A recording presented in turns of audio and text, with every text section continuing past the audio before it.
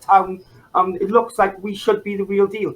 But what do you think? Yeah, do you think we should start Jimmy week 1, or you on the bandwagon? We should trade him and use the money.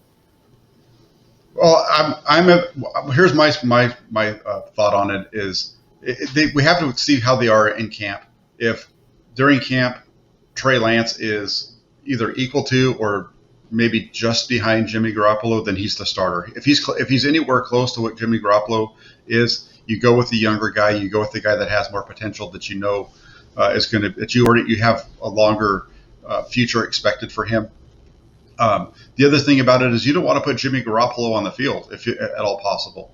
And the reason that I say that is because, Swan Song asked the question here, and it leads perfectly into your question, is you don't want Jimmy Garoppolo on the field if you're the 49ers, because if he goes out and gets hurt, you're stuck with him.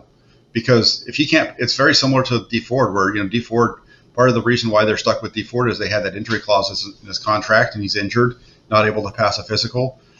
They can't do anything with him, and nobody's going to trade for him because he's injured. And that whole contract was guaranteed. And, luckily the 49ers have kind of worked it out to lower the cap hit and whatnot, but they're still stuck with him. And that's what would happen with Jimmy Garoppolo as well. If he goes out and he gets hurt, he's done. The 49ers are done. They're stuck with that $25, $26, $27 million cap hit.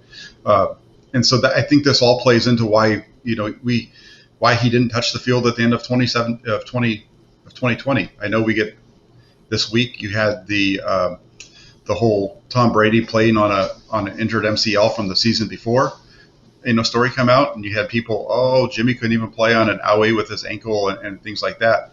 But I think that there's more to that story than just Garoppolo. Maybe Garoppolo didn't want to play, but I really think a lot of that had to do with the 49ers holding him out as well, because they didn't want to get stuck with having to carry $26 million on his contract instead of being able to get rid of him for $2 million. Yeah, I agree. I wouldn't want to step with Jimmy either if he's injured. A lot of money to carry over.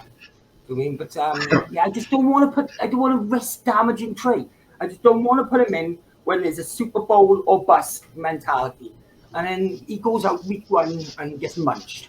And it's just going to destroy him, and I don't want that to happen to him. I'd rather take my time and just eat the bullet with Jimmy this season on his contract. Whether he gets hurt or not. If he gets hurt, then we can just, this trade can come out and he haven't got to worry. It's all down, all the pressure's on Jimmy. Jimmy's hurt again because we got someone to blame.